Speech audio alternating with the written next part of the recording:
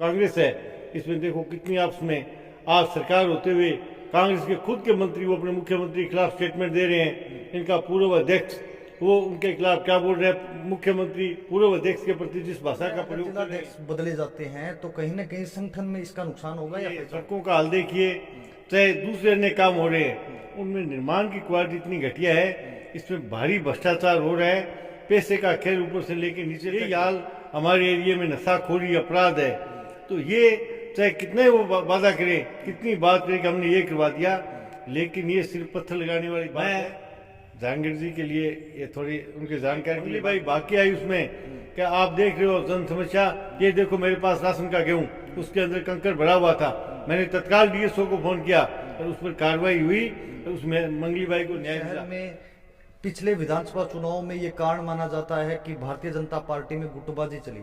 उस गुटबाजी का ही कारण रहा कि भारतीय जनता पार्टी की सदुल शहर से टिकट हारने किसी के है भी तो उनको दूर करते हुए पार्टी जिसको भी टिकट दें उसके साथ एक मत सभी को लगाकर वो पार्टी की सीट यहाँ से कमल के फूल को जिताएंगे। हम व्यक्ति विशेष को नहीं, भारतीय जनता पार्टी की जीत में 2018 के चुनाव में भारतीय जनता पार्टी की टिकट से प्रत्याशी रहे थे, वो आपकी पार्टी के कुछ नेता है, उन पर आरोप लगा रहे हैं कि उन्होंने कांग्रेस में बागी की बात है, तो देखो बागी एक होते हैं या दो होते हैं, हमारी पार्टी में ऐसी स्थिति नहीं आएगी, हम सभी को एकजुट करके पार्टी चुनाव जी। एक बात राजस्थान में एक चर्चा और चल रही है, एक तरफ वसुंधरा राजे का गुट है, दूसरी तरफ राजेंद्र राठौड़ अभी कहीं न कहीं प्रयास कर रहे हैं अपने आप को मुख्यमंत्री पद का दावेदार बनाने में, दूसरी तरफ सतीश पूनिया जी है, तो कहीं न कहीं गुटबाजी जो भारतीय जनता पार्टी में देखने को मिल रही है, क्या इससे कहीं न कहीं नुकसान उठाना पड़ सकता है आगामी 2023 के चुनाव में? क्योंकि पूरे राजस्थान के अंदर गुटबाजी है, चाहे आप सदुल शहर की बात क्यों न करें, क्या कहना चाहेंगे?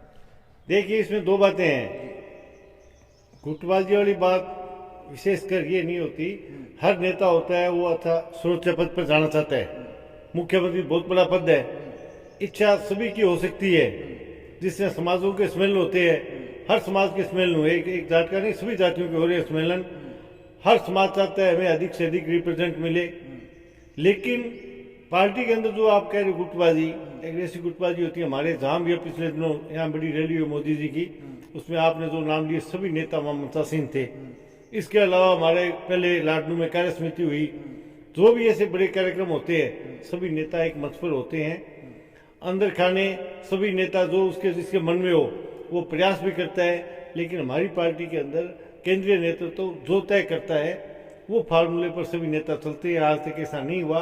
एक तरफ कांग्रेस है, इसमें देखो कितनी आपस में आज सरकार होते हुए कांग्रेस के खुद के मंत्री वो अपने मुख्यमंत्री के खिलाफ स्टेटमेंट दे रहे हैं, इनका पूर्व अध्यक्ष वो उनके खिलाफ क्या बोल रहे हैं, मुख्यमंत्री पूर्व अध्यक्ष के प्रति जिस भाषा का प्रयोग कर रहे हैं, लेकिन भारतीय जनता पार्टी में ऐसा नहीं है, एक संगठित तो अनुशासित पार्टी है, पार्टी जो भी डिसीजन केंद्रीय नेतृत्व लेगा वो राजस्थान भारतीय जनता पार्टी और हम सब उसको फॉलो करेंगे। नहीं, अभी प्रदेशाध्यक्ष चुनाव से थोड़े समय पहले प्रदेशाध्यक्ष करना पार्टी के लिए कहीं न कहीं हानि होती है। अभी ये भी चर्चाएं चल रही है कि कुछ जिलों के जिलाध्यक्ष भी बदले जा रहे हैं, उसमें श्री गंगानगर का भी नाम आ रहा है, तो आपको नहीं लगता कि ऐसे समय पर एन समय पर चुनाव के समय अगर जिलाध्यक्ष बदला जाता है, प्रदेशाध्यक्ष बदला जाता है, तो कहीं न कहीं संगठन में जुड़ाव एक दूसरे नेताओं का होता है, तो जिससे नुकसान होता है, आपको नहीं लगता? क्या कहना चाहेंगे आप? देखिए कई चीजें ऐसी होती है, हमारे कोई निष्क्रिय हो या ऐसी बात हो, छोटे मोटे बदलाव बीच में होते रहते हैं, लेकिन जिस तरह प्रदेश अध्यक्ष की बात आपने कही या जिलों की बात कही, हमारा केंद्रीय नेतृत्व तो अगर किसी चीज को मान लो किसी दृष्टिकोण से उचित मानता है तो उन्होंने अपने हिसाब से जो डिसीजन किया, इसी तरह जिलों की बात है, हमारा प्रदेश नेतृत्व प्रदेश के वरिष्ठ नेता अगर उनके उचित लगे तो यहाँ ये बदलाव करना है तो करेंगे, लेकिन हम सब कार्यकर्ता के रूप में काम करने वाले आदमी हैं, हमें पद जब मेरे को मिला मेरे को पता नहीं था, मैं तो स्वाभाविक रूप से हम घर से चले थे, रास्ते में थे, तब मेरे को फोन आया कि आपको जिलाध्यक्ष बना दिया गया। मैंने कभी जाके नहीं कहा कि मेरे को जिलाध्यक्ष पार्टी दे, पार्टी इसी तरह मेरे को प्रदेश उपाध्यक्ष का दायित्व मिला था, मेरे को पता ही नहीं था, मेरे पास खुद वहाँ के प्रदेश अध्यक्ष कैलाश चौधरी थे जो आजकल केंद्रीय मंत्री है, उन्हीं का चलकर फोन आया कि आपको ये दायित्व दे रहे हैं आत्माराम जी। नहीं जिलाध्यक्ष जी, अगर अभी आपको क्या लगता है चुनाव का समय आ गया है नजदीक, इस समय अगर जिलाध्यक्ष बदले जाते हैं तो कहीं ना कहीं संगठन में इसका नुकसान होगा या फायदा होगा? देखिए नुकसान या फायदे की बात तो बाद की है, ये होता है कि जो मान लो टीम काम कर रही होती है उसको सारी स्थिति का पता होता है, नया कोई बनता है उसको थोड़ा समझने में टाइम लगता है। हालांकि बनेंगे जो कार्यकर्ता जो भी बनता है वो इन्हीं कार्यकर्ताओं में से होता है, उसको सारी परिस्थिति ध्यान होती है। लेकिन अगर हमारा केंद्रीय नेतृत्व या प्रदेश नेतृत्व किसी दृष्टिकोण से ये उचित मानता है तो बदलाव करते हैं, तो वो अच्छा देख के करते हैं, उनका डिसीजन होता है, वो अपने हिसाब से डिसीजन करते हैं। जी चलिए, अब आपका खुद की कॉन्स्टिट्यूंसी, खुद का विधानसभा क्षेत्र सदुल शहर है, इसमें वर्तमान विधायक या राजस्थान सरकार के 4.5 साल का कार्यकाल पूरा हो चुका है। कैसे देखते हैं विधायक जी वर्तमान में अनेक राजस्थान सरकार की योजनाएं गिनवा रहे हैं, महंगाई राहत कैंप का आयोजन लगातार गाँव में शहरों में हो रहा है, किस तरह से देखते हैं विकास कार्य? देखिए, चाहे हमारे स्थानीय विधायक महोदय या कांग्रेस सरकार कितने चाहे बात करे, कितनी घोषणाएं करे, लेकिन जो काम सरकार को बनते ही करना चाहिए था ये घोषणाएं अब कर रहे हैं। अब 3 महीने का टाइम बाकी बचा है इनके पास, ये कब फलीभूत होगी, कब आमजन को फायदा मिलेगा। कई ऐसे इनके प्रोजेक्ट हैं जो 2024 में पूरे होंगे, कोई 2025 में पूरे होंगे, उनके लिए फंड की इन्होंने व्यवस्था नहीं की। एक जो काम ये करवा रहे हैं, आपसे ये सड़कों का हाल देखिए, चाहे दूसरे अन्य काम हो रहे हैं, उनमें निर्माण की क्वालिटी इतनी घटिया है, इसमें भारी भ्रष्टाचार हो रहा है, पैसे का खेल ऊपर से लेके नीचे तक है। जब ऊपर से अंकुश नहीं होता तो नीचे भी सारी फौज खुली हो जाती है। यही हाल हमारे एरिया में नशाखोरी अपराध है। तो ये चाहे कितने वो वादा करें, कितनी बात करें कि हमने ये करवा दिया, लेकिन ये सिर्फ पत्थर लगाने वाली बात है। ये धरातल पर इनकी योजनाएं हैं वो मेरे को लागू होती नहीं दिख रही।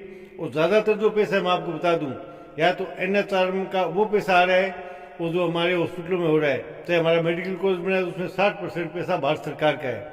इसके अलावा जितने भी जल जीवन मिशन के अंदर जो काम हो रहे हैं गाँव के अंदर, या हर घर को नल दिया जा रहा है, मोदी जी का सपना था, उसके अंदर सारा पैसा भारत सरकार का है। सिर्फ कार्यकारी संस्था वो राज्य सरकार है, लेकिन उसके अंदर ये भाई भतीजावाद चला रहे हैं।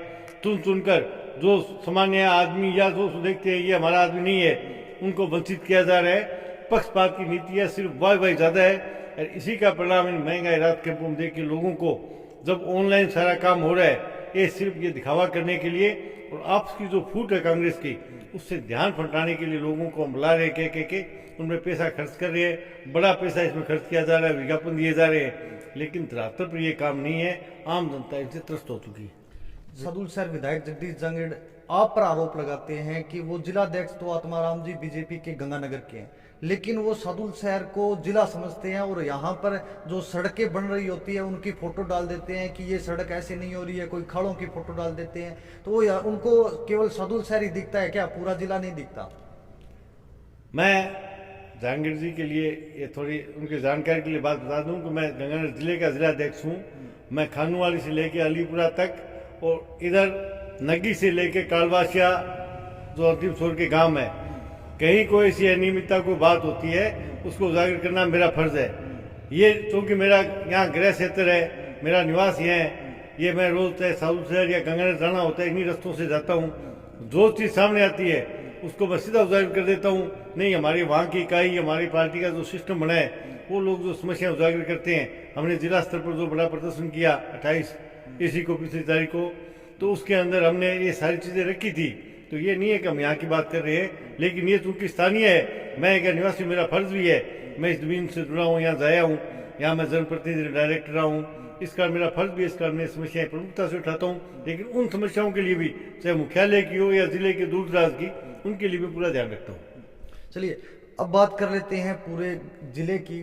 तो कहीं न कहीं ये कह सकते हैं कि 4.5 साल में विपक्ष बहुत कम दिखाई दिया है। ओनली फॉर ज्ञापन देने के लिए ही SDM कार्यालय या कलेक्टर के पास जाते हैं, इसके अलावा कोई आंदोलन या कोई और बड़ी रणनीति आज तक बीजेपी ने नहीं अपनाई है। ये क्या कारण मानते? देखिए, मैं आपकी जानकारी के लिए बता दूं, सबसे ज्यादा सक्रिय विपक्ष की भूमिका हमने निभाई है।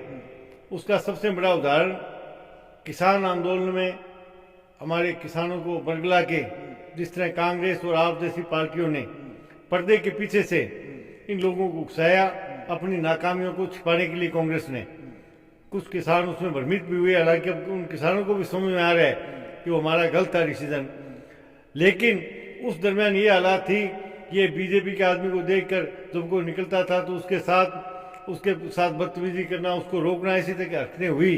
लेकिन उस दरमियान भी हमने 30 तारीख को वहाँ गंगानगर में इतना बड़ा प्रदर्शन किया था। 30 अगस्त की बात है शायद। हमारे प्रदेश के एक हमारे मोर्चे के अध्यक्ष, उनके साथ वहाँ बदतमीजी भी कुछ लोगों ने की। लेकिन उस वक्त हमारा इतना बड़ा आंदोलन था, 15,000 के आदमी लगभग इकट्ठे हुए थे। इसके अलावा हमारे राष्ट्रीय अध्यक्ष आए, तब हमने बूथ स्तर का जो कार्यक्रम सूरजगढ़ में किया, वो विशाल कार्यक्रम था। और उसके बाद जन आक्रोश यात्रा, पहले हम गांव गांव ढाणी ढाणी गए। हमारे पास हजारों की संख्या में कांग्रेस सरकार के खिलाफ शिकायतें आई। हमने सारे जिले के अंदर 6 विधानसभा में रथ यात्रा हमारी 11 दिन तक घूमी। उसके बाद हर विधानसभा में हमारे 6 जगह प्रदर्शन सफल रहे। साधु शहर का सबसे अच्छा प्रदर्शन ये भी कम नहीं था, और विधानसभा में बहुत अच्छे हुए। और उसके समापन पर अभी पिछली 28 तारीख को हमने बड़ा प्रदर्शन किया, हमारे केंद्रीय नेता उसमें आए थे। तो ये कांग्रेस नहीं कह सकती। कांग्रेस ने आज तक, इन्होंने सिर्फ सत्ता का दुरुपयोग करके इन्होंने लोगों को किसी लालच दे के बुलाया, लेकिन बगैर कोई लालच के हमारे सत्ता के खिलाफ जो लोग आए, वो भारतीय जनता पार्टी के विचारधारा से जुड़े, या भारतीय जनता पार्टी को चलाने वाले लोग, या ऐसे लोग जो इस सरकार से त्रस्त थे, वो लोग आए। जिलाध्यक्ष जी, जब जन आक्रोश यात्रा की आपने बात की, जन आक्रोश यात्रा में जब रथ सुखाड़िया सर्किल श्री गंगानगर से रवाना हुए, उस समय प्रदेश लेवल के कई पदाधिकारी भारतीय जनता पार्टी के आए थे। लेकिन वहां की भीड़ की फोटो प्रत्येक अखबार में ये देखी गई थी, यहाँ पे 100 आदमी है, कोई ये कह रहा था 17 आदमी है। इस तरह के आंकलन वहां पे बताया जा रहा था। बड़े लेवल का 6 विधानसभा क्षेत्र आते हैं, 6 विधानसभा क्षेत्र में कम से कम 5-6 हजार लोगों की भीड़ होनी चाहिए थी, वो भीड़ नहीं हो पाई। ये क्या कारण मानते हैं? देखिए, कई बार किसी बात को गलत रूप में प्रचारित कर दिया जाता है। हमारा उस दिन कोई सभा करने का कार्यक्रम नहीं था। हमारा सिर्फ जो रथ थे उनको हरी झंडी देने के लिए हमारे प्रदेश के पदाधिकारी आए थे। पहले हमारा मकसद था कि हमारा बीजेपी जिला कार्यालय सूरजगढ़ रोड पर है, वहीं से हम उनको हरी झंडी देते। लेकिन बाद में विचार आया, इसकी बजाय में बाजार में सुखाड़िया सर्किल जो शहर का हृदय स्थल है, वहां से इसको हरी झंडी दे। इसे सिर्फ हरी झंडी देने के लिए जो प्रमुख कार्यकर्ता थे स्थानीय स्तर के, उन्हीं को हमने बुलाया। तो गांव में तो हम जा ही रहे थे, गांव शहर के वार्डों में, कस्बों में। उसके बाद में हमने विधानसभा स्तर पर बड़ी जनसभाएं करनी थी, फिर जिला स्तर पर करनी थी। तो बड़ी भीड़ हो इसलिए करने का प्रयोजन नहीं था, वो सिर्फ उन रथों की रवानगी थी। हालांकि पार्टी ने ये निर्देश था कि आपने हरी झंडी देनी है। हम हरी झंडी कार्यालय से दे सकते थे, लेकिन हमने शहर के हृदय स्थल से वो स्थान चुनकर और हमने शहर का राउंड लगाया। फिर भी शहर के अंदर लोगों ने अच्छा समर्थन दिया। उसके बाद हमारी जितनी यात्रा हुई वो सफल हुई। सभी लोगों ने बढ़ चढ़ के भाग लिया, अपनी समस्याएं रखी। मेरे आज भी याद है, यहाँ हमारे रेणुका गांव है बॉर्डर पर, वहाँ एक मंगली बाई भाग के आई उसमें, क्या आप देख रहे हो जन समस्या, ये देखो मेरे पास राशन का गेहूं, उसके अंदर कंकर भरा हुआ था। मैंने तत्काल डीएसओ को फोन किया और उस पर कार्रवाई हुई, उसमें मंगली बाई को न्याय मिला। ऐसे एक ने अनेकों उदाहरण थे। लोगों ने अपनी व्यथा हमें बताई, और कांग्रेस सरकार का धरातल पर जो काम ये कह रहे हैं उसको हमने नीचे तक जाकर देखा। तो ये नहीं कह सकते, कोई आरोप लगाने के लिए विपक्ष कुछ ही लगाए, लेकिन हमारा मंच कहीं खाली नहीं था। न हमारी कोई सभा इच्छा हुई विधानसभाओं की, उन्हें बहुत जनता का अच्छा समर्थन मिला। उसके बाद जिला स्तर पर जो कार्यक्रम था वो भी हमारा सफल रहा।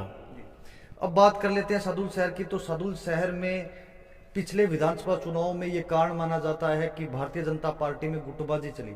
उस गुटबाजी का ही कारण रहा कि भारतीय जनता पार्टी की सदुल शहर से टिकट हारने का कारण माना जाता है। अगर आगामी विधानसभा चुनाव में इसी तरह रहा तो क्या रहेगा? क्या सदुल शहर में जो गुटबाजी है वो आपको लगता है आप खत्म करने में कामयाब हो पाएंगे? देखिए, पिछली बार एक तो एंटी इनकम्बेंसी फैक्टर रहा, इस कारण चुनाव एक जो पार्टी की लहर नहीं बन पाई, थोड़ा लोग बदलाव चाहते थे। दूसरी आप ये बात तो कह रहे हैं, गुटबाजी नहीं कह सकते, लेकिन राजनीति में हर आदमी की महत्वाकांक्षा होती है। हमारे दूसरे लोग जो और किसी को जो टिकट चाहते हैं, कई बार वो निष्क्रिय हो जाते हैं, सक्रिय होकर काम नहीं कर पाते, या वो इस बात को पसंद नहीं करते। लेकिन पार्टी ने फिर भी अच्छा प्रदर्शन किया। अब मैं जिलाध्यक्ष बना, उस वक्त मेरे पास ये दायित्व नहीं था, लेकिन अब मेरा पूरा प्रयास है कि हमारी 6 विधानसभाओं के अंदर साधु शहर में भी हम सब लोग जो प्रमुख हैं आपस में अपने मन मुताबिक, हालांकि हमारे पार्टी के अंदर वैचारिक मतभेद नहीं हो सकते, मनभेद किसी के है भी तो उनको दूर करते हुए पार्टी जिसको भी टिकट दें उसके साथ एक मत सभी को लगाकर वो पार्टी की सीट यहाँ से कमल के फूल को जिताएंगे। हम व्यक्ति विशेष को नहीं, भारतीय जनता पार्टी की जीत करेंगे। आप कह रहे हैं महत्वाकांक्षा की बात आप करें, एंटी कन्वेंसी की आप बात कर रहे हैं, लेकिन जो पूर्व में 2018 के चुनाव में भारतीय जनता पार्टी की टिकट से प्रत्याशी रहे थे, वो आपकी पार्टी के कुछ नेता है, उन पर आरोप लगा रहे हैं कि उन्होंने कांग्रेस का साथ दिया था, ऐसा भी वो आरोप लगा रहे हैं। क्या कहना? देखिए, अलग अलग दायित्व में जो आदमी होता है उसको उस वक्त सारी सूची का, सारी रिपोर्ट का पता होता है। 2018 में मैं जिलाध्यक्ष तो नहीं था, तो उस वक्त तत्कालीन जो होते हैं संगठन में, उनको जो प्रत्याशी है वो अपनी रिपोर्ट देते हैं। वो जो आरोप लगा रहे हैं उनमें कितनी उस बात में है, हालांकि स्वाभाविक बात होती है, चुनाव आता है, उसमें कई कारण होते हैं। ऐसे अगर कोई कारण रहे भी हैं तो हम चाहेंगे कि आगे से ऐसा काम न हो, सब मिलजुल कर जिसको भी पार्टी टिकट दे, एक मत होकर लगाए पार्टी चुनाव जीते।